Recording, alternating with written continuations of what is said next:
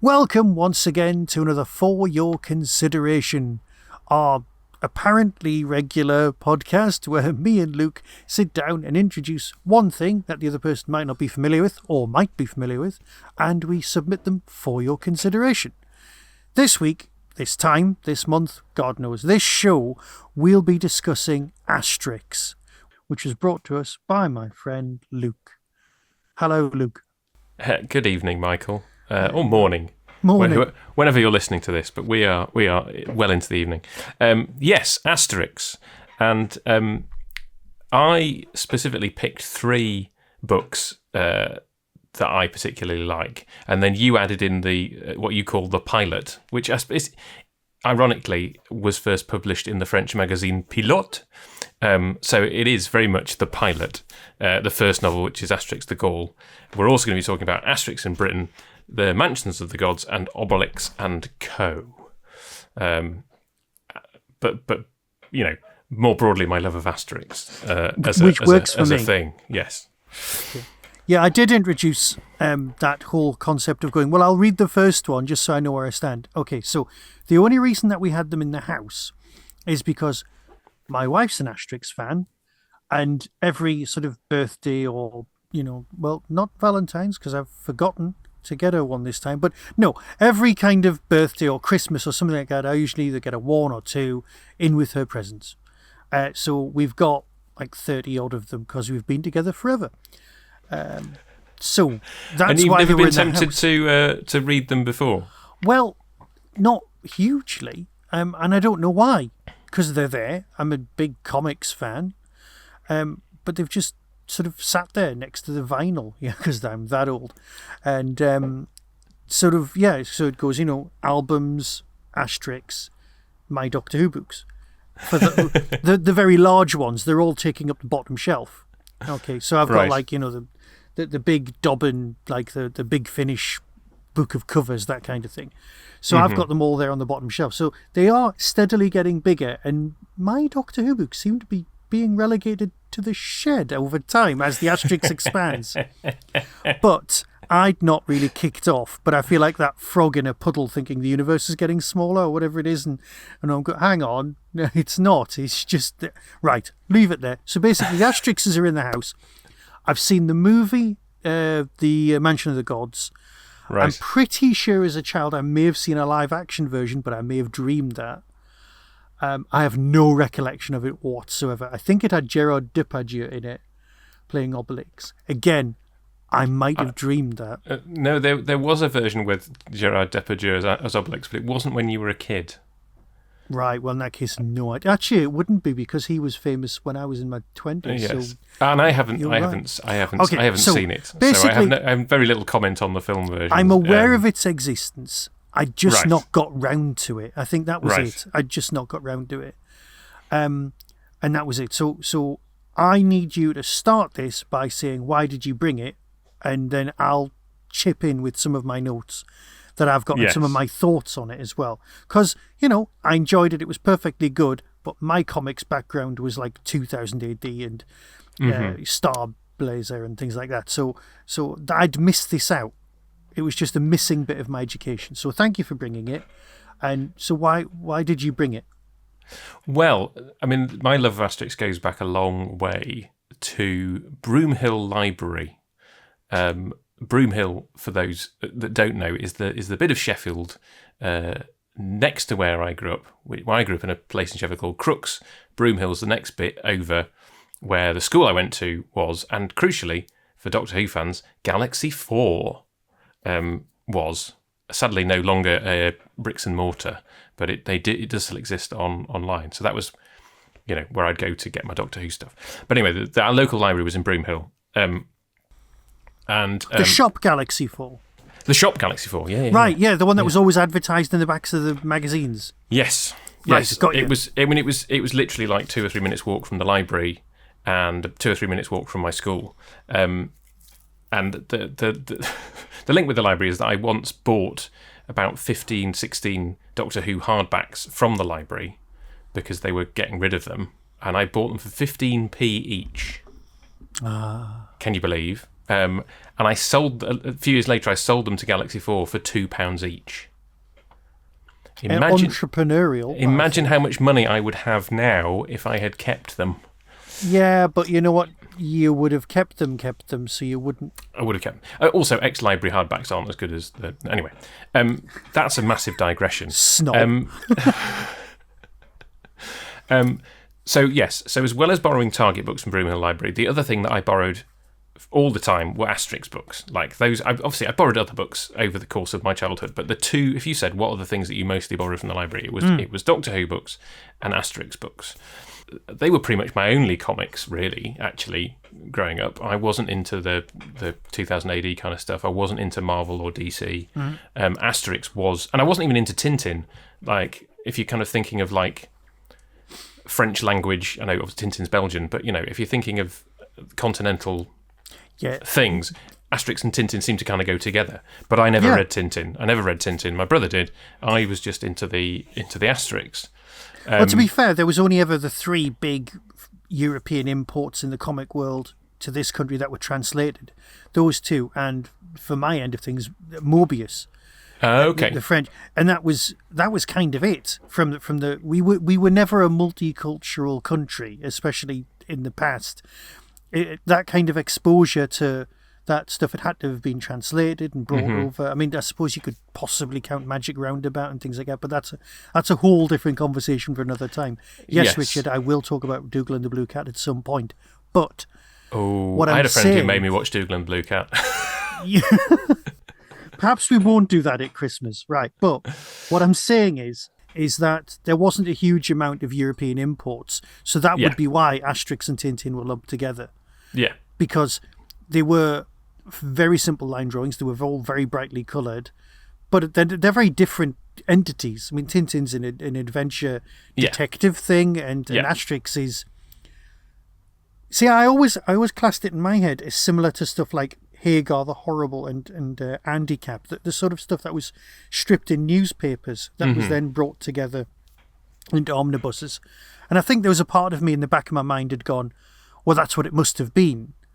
But until I read these, and then I don't think it was. But you're saying that book one was in a French magazine called Pilot. I'm not entirely sure how long they were serialized in Pilot magazine, but that's where they started. So 1959, Asterix the Gaul, and you can actually tell with the first book more than the subsequent ones, because the characters look different by the time you get to the end of the album. So they were clearly kind of making it up as they went along. But yes, this is where it started. Goscinny and Uderzo, Goscinny the writer, Uderzo the artist, had been working together on other projects. Lucky Luke, I think, is the name of one of them. So, you know, but I've never read any of the rest of their stuff. That's right. And then they came up with this character, Asterix the Gaul, and his friend Obelix and the rest of the village. But in that first book, they look very different. So the first book was published in 1961. So first serialized in the magazine 1959, the first book 1961, and then they produced at least one a year. In many years, they produced at least two. There's a lot of work going into those. There's a lot of work. So you've got three phases, really. You've got the original phase where Goscinny and Uderzo are working together, Goscinny writing, Uderzo illustrating. Okay. 1961 to 1977, because that's when Goscinny died. That's a big chunk of time. It is, but in that 16-year period, they published 23 books. Okay. And they were working on the 24th. Which is Asterix in Belgium, and you can if you're reading Asterix in Belgium, you can tell the point where Goscinny died because the sky goes grey, and it remains grey for the rest of the book. So that was Uderzo's tribute to his fellow writer, and then from then on, much more sporadically, Uderzo would write and produce his own books. Now, the four that we're talking about today are all from that heyday of Goscinny and Uderzo working together, because I think largely it's recognised that is the best stuff. You know, Goscinny was the writer, Uderzo was the illustrator. It's not that I don't like the Uderzo stuff. Like, there's several of the novels from the period that he did them on his own that I enjoy. They're a lot more whimsical. The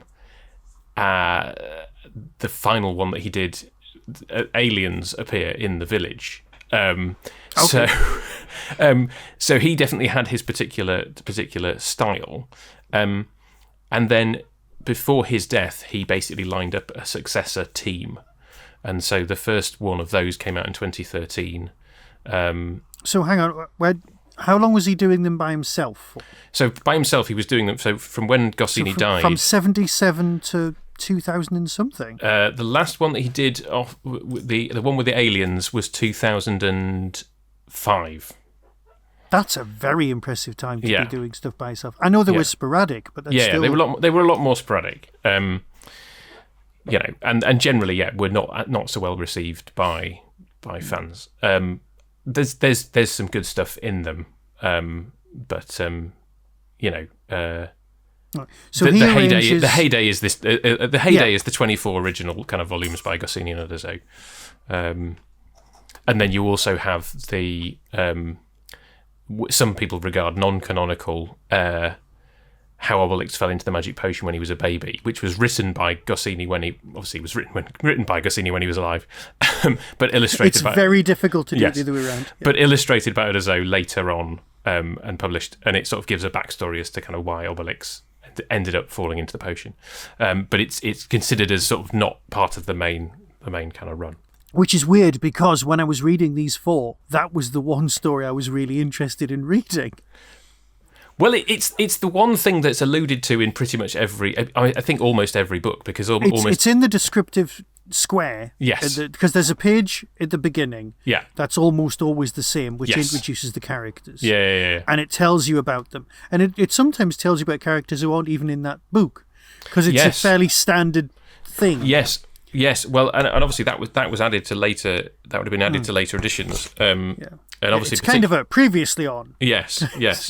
And there are some characters that it's like Fully Automatics, the blacksmith.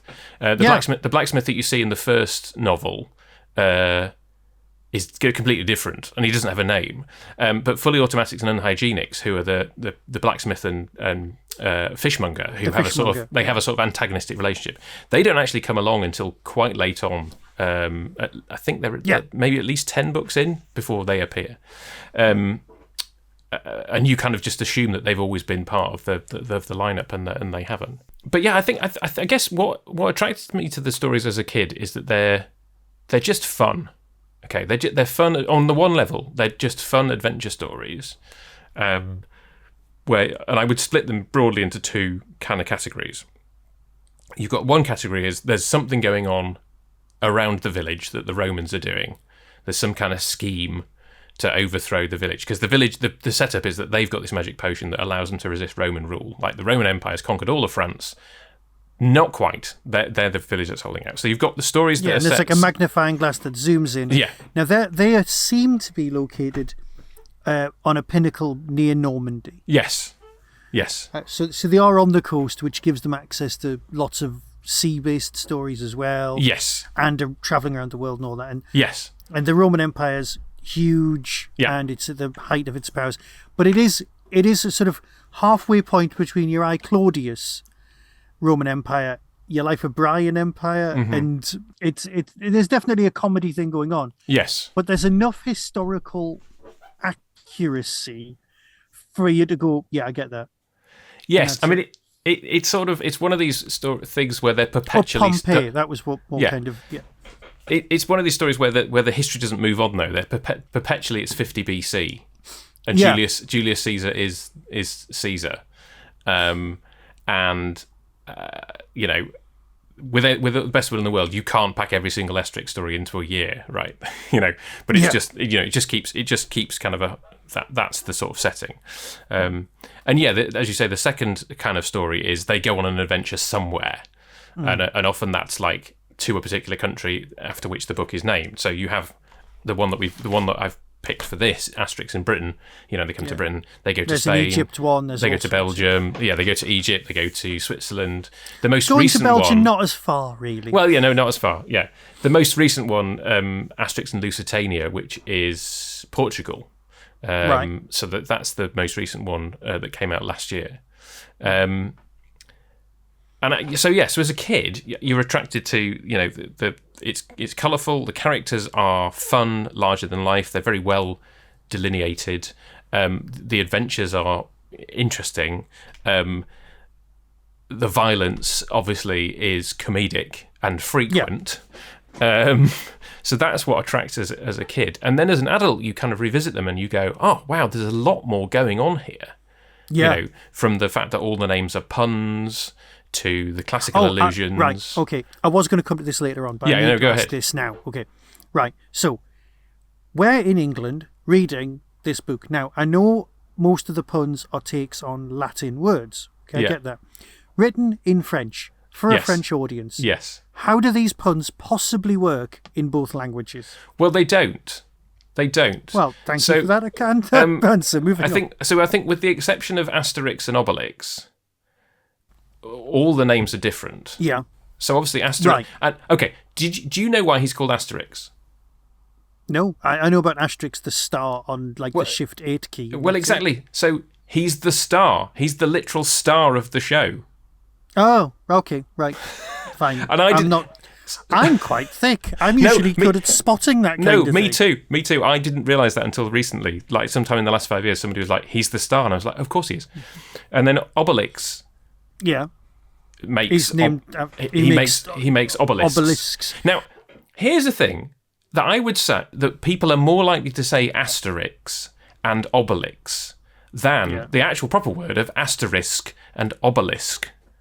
Like, it feels to me that in the English vocabulary, a lot of people just default to saying Asterix and Obelix. You're 100% right. Such is the kind of cultural thing. Anyway, but things like Getafix, right? Yeah. Which, again, took me years to get the fact that, essentially that's basically saying he's a drug dealer. He's a drug dealer, yeah. But in French, he's called Panoramix, which means panoramique, as in panorama. So it's not... Okay. It's, so, yeah, a lot of the... dogmatics, for example, the dog, in French is idée fixe, which, it means the same thing, idée fixe, dogmatic. So some of them are sort of more literal translations, but often, it's... So someone just had a lot of fun, especially with the Roman names, which are very much even more like puns. Yes. But they're puns on Latin, so I was like, okay, yes. Yeah. Square on the hypotenuse in Mansions of the Gods, yes. Preposterous, yeah. So I think I got some of that as a kid, but a lot of that I didn't really grasp until I was an adult and was like, oh, okay, this is what it's doing. And then on another level, it's kind of commenting on the present day. And obviously, when the present day for like Asterix and these books that we're looking at now is the 1960s and 70s. The more recent ones, are still kind of providing some kind of social commentary. There's jokes in Asterix in Britain about joining the European Union. Yes, exactly, yeah. And digging the Channel Tunnel, for example. Yeah. So I get that. I absolutely get that. Yeah. There are a couple of questionable choices when it comes to illustrations.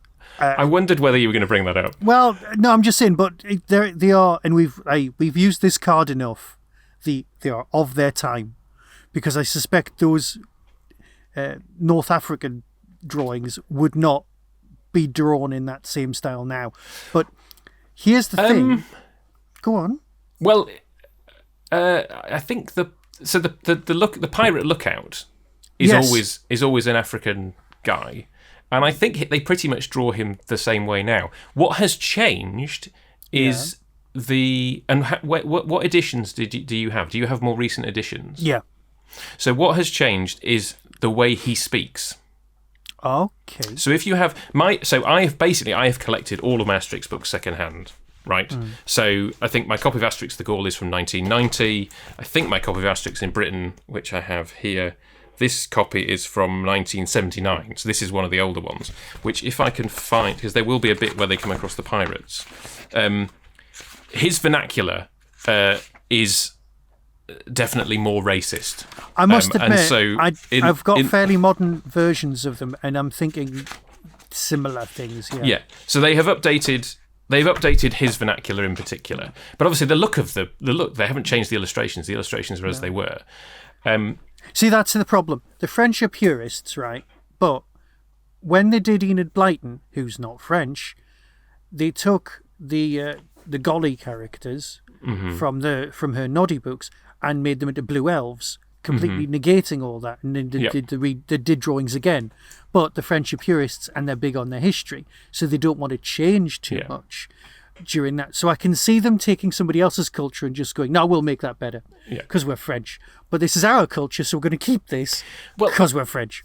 And I suppose, well, here's the question, right? Because every character in Asterix is an ethnic stereotype, like physically. True.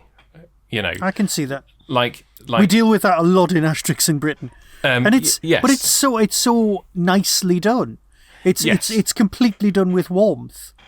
Well, this is the thing. You know, obviously, Asterix in Britain is actually one of the most, as far as I know, is one of the most popular Asterix books in this country. Yeah. But obviously, it is gently poking fun at us from the French perspective. Whilst obviously, you know, they totally missed a joke. They totally missed a plot device in that when I was reading through. Right. The potion gets delivered to the wrong house. Okay. Yes. And the person living at the wrong house, the wife's actually called Boadicea, and at no point does she drink some of the potion and become Boadicea. Right. And that would have been. I was totally expecting that as a plot. She's called Boadicea, whatever. Yeah. She's actually called Boadicea in this. Yeah. But I'm like, well, that would make sense. Narrative. Oh, I can see where this is going. Or we'll just ignore it. It ended up in the river, and the fish started eating people. Yes. And but then you have that obviously sets up the whole, you know, Asterix gives them tea. You know, the reason we drink tea is because of Asterix. It's because we're trying to invent our own secret formula, which works as a payoff. But yeah. But to go back to what I was saying before about, you know, like when they meet, I don't think you meet any Greeks. Yeah. I don't think you meet any Greeks in any of these novels. But like the Greeks have very angular noses and very specific kind of. You know, everybody has a specific look, and the Greeks speak. The way that they distinguish languages is that the Greeks speak with these kind of angular letters. They look Dalek text. They look like Dalek text, yes. And the Egyptians speak in hieroglyphics. Yeah. And the French and the English all speak the same language. They kind of make a thing about the fact that we speak the same language, but the English have a slightly different way of speaking, but we can understand each other, kind of stuff. And obviously, the Romans speak the same language as the Gauls as well, whatever language that is, you know. But then the Goths speak in sort of Germanic script. Oh yeah, they've got angles as well. Okay, sorry. So what I'm saying is everybody's a caricature, right? Yeah. Everybody is a caricature. The question is, who is allowed to draw what caricatures of what different I get cultures? It. I mean, that's the question you have to ask. But it's not from now. It's from the last 70 years. Yeah. Yeah, but I think it's still a pertinent question, given that they are still making Asterix books today in the same style. You know, it's a question we kind of have to ask. Like, is it appropriate or not? Well, yeah. Fair enough. I don't know. You know. I'm going to have to put my hands up because I don't know. Because I enjoyed reading them, but I also went, oh, every so often. And then I went, it's okay. And just kept going. Because am I being offended on behalf of someone? Or am I not being offended? I don't know. Or was I just enjoying a comic? It's like, I don't know what's going on. I don't know. We'll have to, yeah. No, it's fine. It's you. We are both allowed to react in the way that we react, and you're right. I'm reading it, going, you know, I don't think at all that it's the caricatures of the non-white characters that are the ones that make you go, ooh, is this okay? And that's the point where you go, should I be reacting like that to the others as well? Well, across the board, yes. And then, and I think, but I didn't. The thing is, does that make me a bad person? I don't know. Well, and the thing is, like, you and I weren't offended by the caricatures of us as British people. No, I was kind of, that's really nice. Historical question, okay? Yes. Okay, right. So, the Vikings spread out across the world. Yes. In various forms. Right? Yes. Now, this is actually covered in How to Train Your Dragon, the new live-action movie, which explained why there was lots of people of different ethnicity who came to Berk. And it explained, and I was like, oh, hang on, that's actually historically accurate. That works for me. Yeah. So, some Vikings ended up in North France, where Asterix the Gaul is. Mm-hmm. Those Vikings were quite hardy, rock hard, and used to beat each other up, and eventually developed and became the Normans. Other Vikings spread south across Europe, and they ended up in Africa. Well, they ended up in North Africa. Some of them ended up in the Urals. So they were Vikings who didn't actually have ships because they spread. They didn't become that. So there was a group of reasonably violent ethnic Vikings all over the place. So Asterix the Gaul, next door neighbours, should be Vikings, but there is an Asterix versus the Vikings thing as well. So I'm like, how does that even work? What's going on? And then I thought, step away from the historical accuracy, because this is a cartoon. It's fine. You're a Doctor Who fan. You are well practiced spending your disbelief. Yes, I think you do have to. Though obviously, I mean, there is Asterix and the Normans, and there is the Great Crossing. So the Viking characters again, because they wouldn't really be Normans for at least another 1,800, 900 years. Exactly. You have to read them in the knowledge that they're set in a particular historical period, but they're being written by people in the 20th century, and they are alluding to the present day. Okay. I do need to say at this point, I absolutely loved the artwork. Right, there's a scene where there's two Roman soldiers, and they are Laurel and Hardy, and I know that, and you're like, oh my God! Not only are they Laurel and Hardy, but they are exceptionally good caricatures. Yes, and that wasn't needed. They didn't need to do that. No. It was just two characters going past, and it was brilliantly well done. And that's. Like Mansions of the Gods, there's the compere in the arena, and you're like, I don't know who this is. This is clearly some caricature of some French guy, because the style is different. He's enough. like French Bob Monkhouse. Yeah, exactly. Yeah, and occasionally it will do that, and you'll go, this is somebody that I don't know who this is, but by the way that you've drawn him, I can tell that you're riffing on somebody real, and that's fine. I know Sean Connery appears in one episode. Sean Connery appears in Black Gold, which is I think it's the first or second one that Uderzo wrote post Goscinny's death, and it's where you can really start to see the kind of the style. But yeah, he's a secret agent. He's a druid who works for the Romans.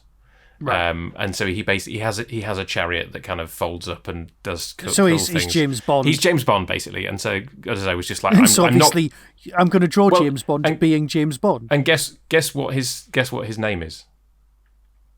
No. 006. Oh yeah. But it's probably in Roman numerals. You need the X on the end to be a kind of Gaulish name. So it's like, well, what number ends in? So I don't know what he's called in France actually, but in the English edition he's called 006. And yeah, he's great. Right. Okay. So I know they're druids. Okay, and I know that we've got stone circles here, and we've got stone circles right across here. Yeah. Okay, it's more my area of expertise than yours, but let's leave it there. Yeah. But what I'm saying is, Harry,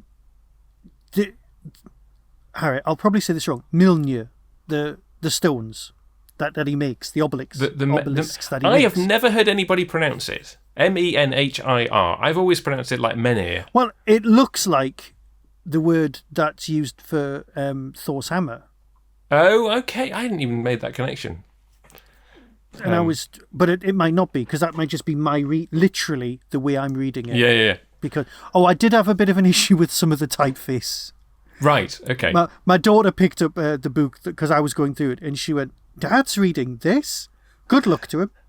And it was like, because it took some. That's what took the time. That's why this took so long, because I was trying to read these, and I can't read. I'm not incapable of reading. But some of the text I really had to get my eye in, and then work it. Especially the first one. I mean, I would say weirdly that the whatever point they updated the text, whatever font that is. Yeah. So sometime in the 90s, I think. Yeah. I think all the stuff pre that is more legible. Certainly, I get on better with the perhaps I would have ones from kind of because prior. All the comics I was reading were hand lettered. Yeah. Possibly lettered, and that's it. And yeah, so I was used to reading comics. I've got quite a substantial collection. I've got first edition, first printing of the Sandman complete set. I've got all the Constantines. I've got, full sets of quite a lot of stuff. I've got a lot of 2000 AD, which is worth almost nothing.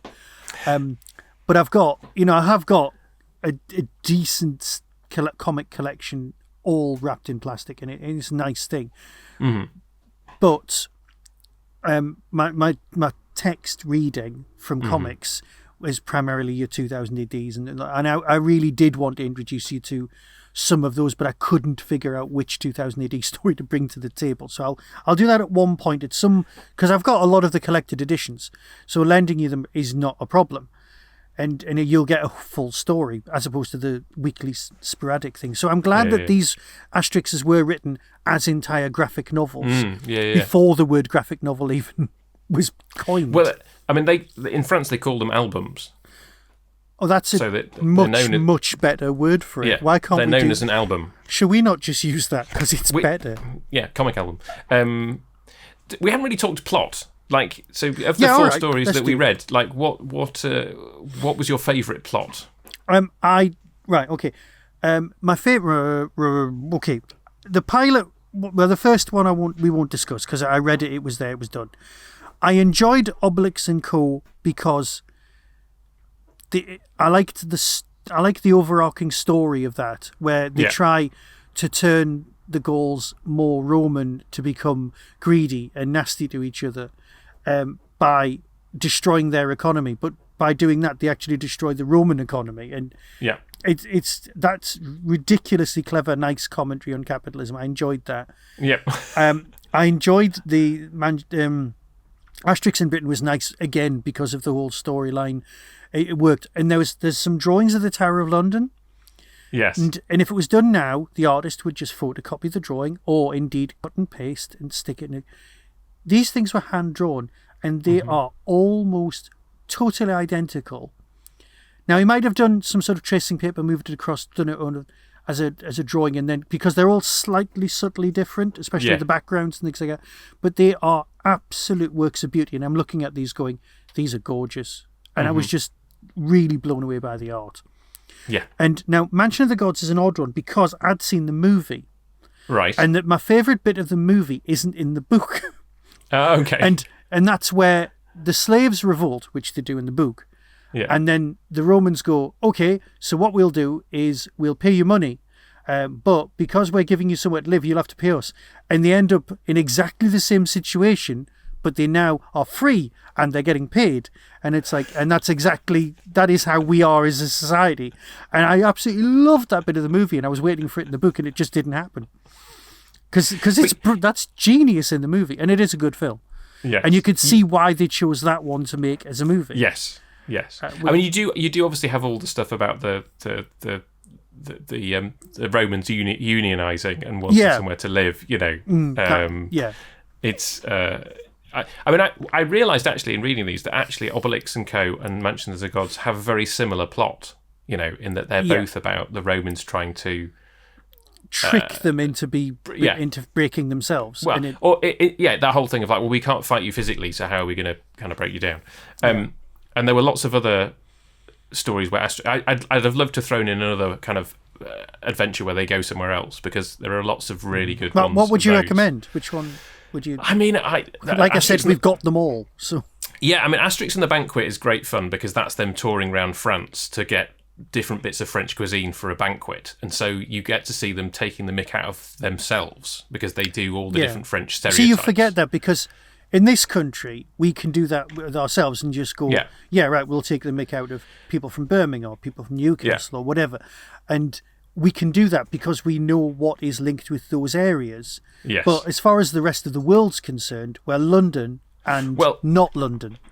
So there's one of them I actually knew because they go to Caracas, which is Combray, and Combray happened to be where we did French exchange with from my school, and the thing that Combray is known for is sweets. So when they go to Combray, they get some sweets, and I was like, that is the one French thing that I do know from that story. So everything else just works. So exactly. So it's nice to get a real view into a different culture on that level. Yeah. Yeah. So that would be worth it. Okay.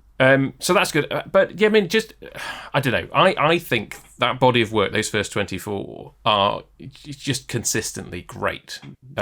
So once the illustrator's dead and the original team have gone, the writer's dead. Yeah. No. The writer's dead. Then the illustrator dies. Yes. The illustrator had chosen his new magic team. Yeah. So is that a return to form, or is it becoming slightly more formulaic because they're using themes from past stories to? Well, are they so good? Friend of the show, Steve Hatcher, French teacher before he retired, he reads them in French. Of course he does. So I see. The reason I knew about the latest one was because he posted that it had arrived. He said that not the most recent one, but the one before, number 40, the White Iris. He was like, this is one of the best that there's ever been. I think, in his opinion, I think that the recent ones are perfectly fine. I've read them all. I've enjoyed them all. I've collected most of them. The funniest thing is that there's one called Asterix and the Chariot Race, which predates the pandemic by a few years, but the lead Roman charioteer is called Coronavirus. Okay. And it turns out that he looks like Alain Prost, the French Formula One driver. Oh, well, yeah. No, I've enjoyed them all. They probably are more trying to hark back to the original style of Goscinny and Uderzo. You know, they're not as I say, the Uderzo years are a lot more fanciful. They're a lot more fantastic. But yeah, they're worth reading. They're worth reading, I would say. So here's the thing. I think the pure kind of heyday of those original 24 is never going to be. You're never going to recreate that, and those are the best ones. Right. Okay. So Andy, my wife, she also had exactly the same experience of how she got her first Asterix books. She bought them from the library. People around the world don't realise that you can buy things from the library when they're getting rid of books. Which I never understood as a kid, but I was always very grateful because that's how I got my Doctor Who paperbacks. Mm-hmm. And a couple of hardbacks. I think I got Robot that way. So yeah, we had a very similar experience because the library was where we all went as a family on a regular basis. Mm-hmm. It was like we would, and the Wallsend Library was miles away from our house. But we used to walk in all the way down the huge hill and go in the building's still there, but it's now something else. And Wallsend Library was like a spaceship had landed. It was a solid glass structure with glass all the way around, next to the oldest police station you've ever seen, and a load of allotments where somebody once found a hand grenade, but that's another story. But it was the plot of the gunfighters, not the gunfighters, the machine gunners.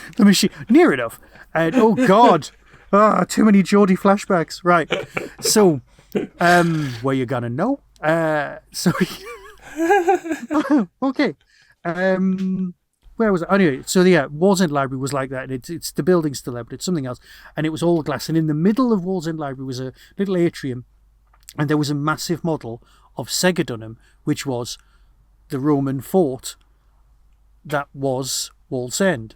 Mm-hmm. Which is where the wall was built. And it was this brilliant model. It was massive. It was like the size of 4, maybe 8 A1 pieces of paper. It was a huge thing. It was all laid out. And this was when they'd only found the corner of the thing. They've now excavated it all. Because they'd built the shipyards on top of it, which was very helpful. So once the shipyards had gone, they could start clearing it over.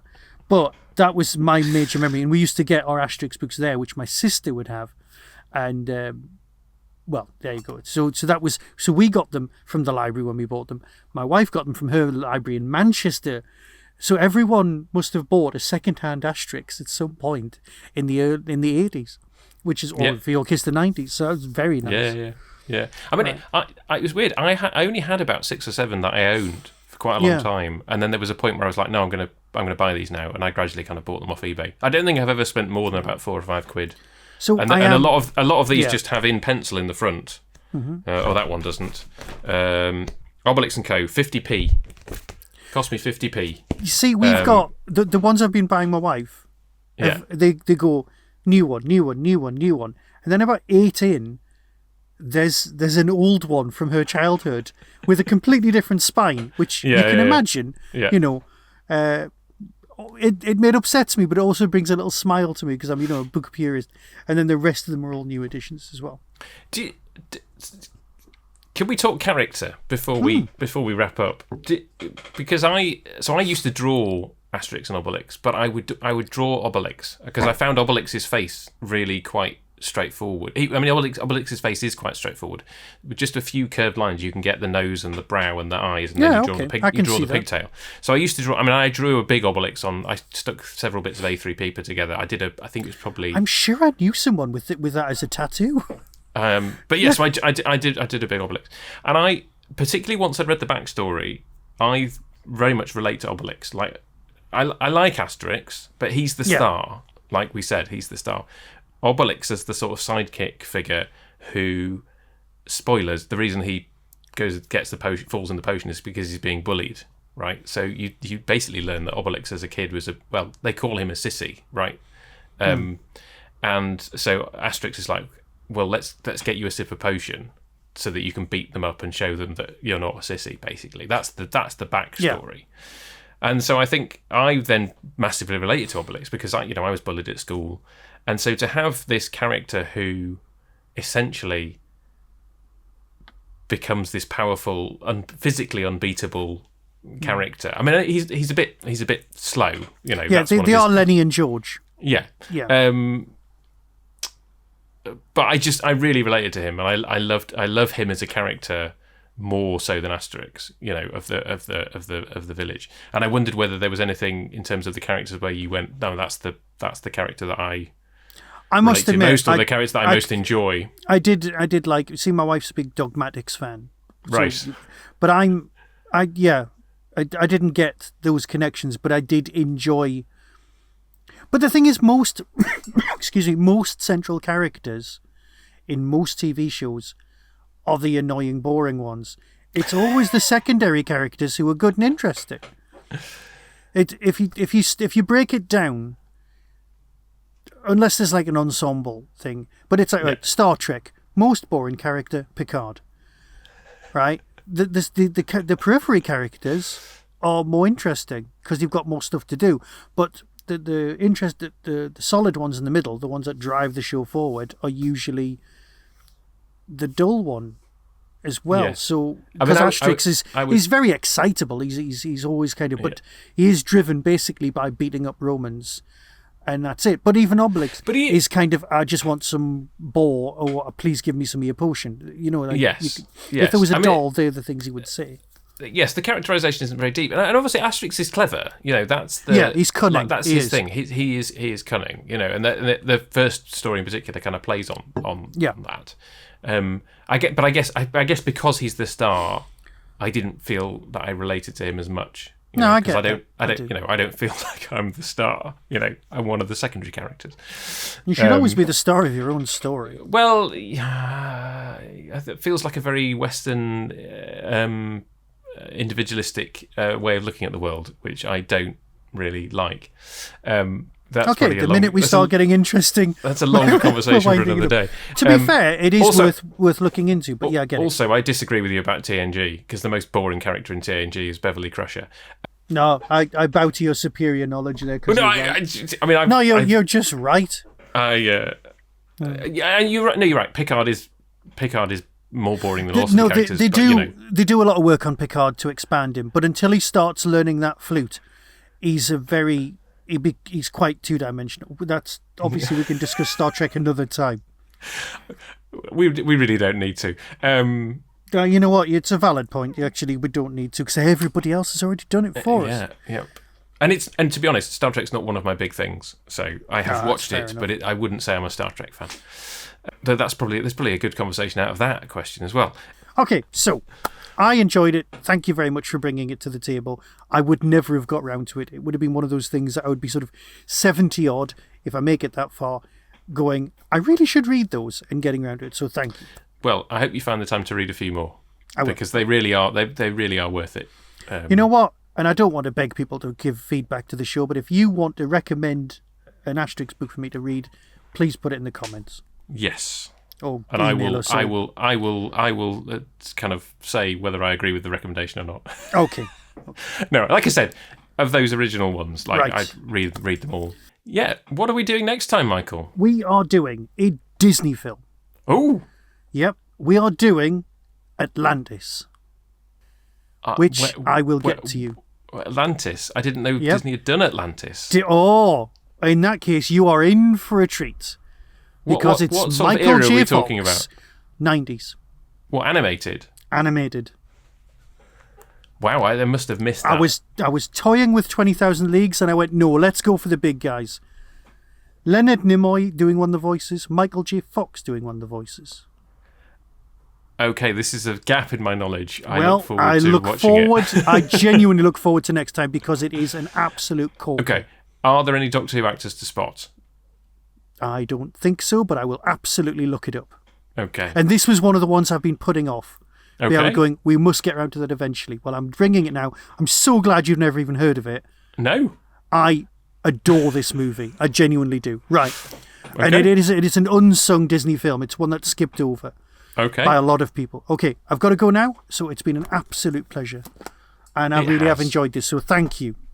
No, I'm glad that your response has been the one that it has. So shall we do our traditional sign-off? Well, yes, I will say goodbye and leave the rest to you.